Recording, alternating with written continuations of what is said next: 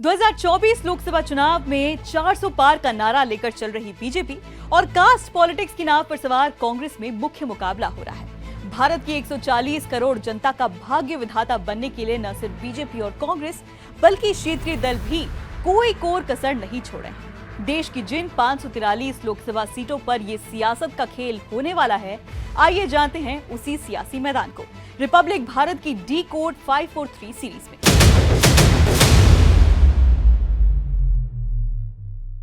हम इस वीडियो में बात कर रहे हैं लक्षद्वीप के बारे में, जो 36 द्वीपों का समूह है। इसकी तुलना हमेशा मालदीव देश से की जाती है, जहां विदेशी पर्यटकों को लुभाने के लिए हर चीज मौजूद है। मलयालम और संस्कृत में लक्षद्वीप का नाम 1 लाख द्वीप है। ये भारत का सबसे छोटा केंद्र शासित प्रदेश है। जनवरी 2024 में लक्षद्वीप गूगल पर सबसे ज्यादा सर्च होने वाला नाम बन गया था, जब पीएम मोदी इस जगह पर गए और मालदीव के कुछ मंत्रियों ने भद्दे कमेंट कर दिए। इसके बाद जो हुआ उसने मालदीव को हिला कर रख दिया और लक्षद्वीप का नाम पूरी दुनिया में चर्चित हो गया। लक्षद्वीप एक केंद्र शासित प्रदेश है, जहां से 1 लोकसभा सीट आती है।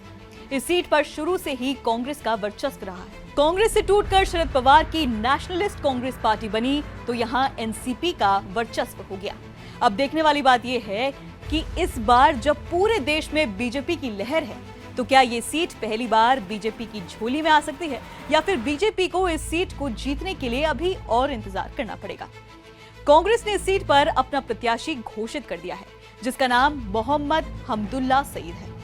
हमदुल्ला सईद इस सीट से 2009 में भी सांसद चुने गए थे, लेकिन इसके बाद ये सीट एनसीपी के खाते में चली गई थी।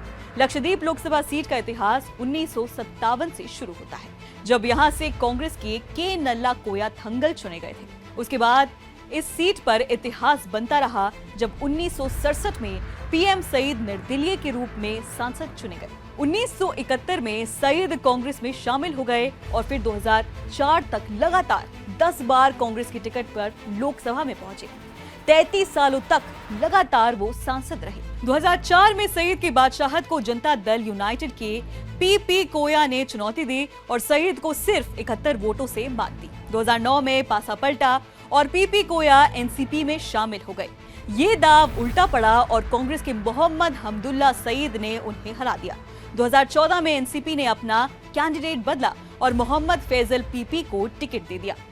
एनसीपी की ये चाल कारगर रही और 2014 और 2019 में ये सीट एनसीपी के कब्जे में ही रही।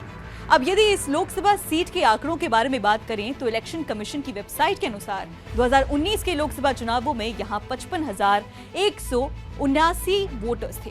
एनसीपी के कैंडिडेट मोहम्मद फैजल पीपी को 22,851 वोट मिले, तो वहीं दूसरे स्थान पर कांग्रेस के मोहम्मद हमदुल्ला सईद रहे, जिन्हें 22,028 वोट मिले। तीसरे स्थान पर जेडीयू के मोहम्मद सादिक रहे, जिन्हें 1,342 वोट मिले।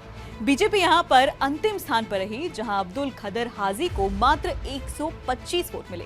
तो देखते रहिए देश की 543 लोकसभा सीटों के बारे में जानकारी रिपब्लिक भारत की डी कोड 543 सीरीज में।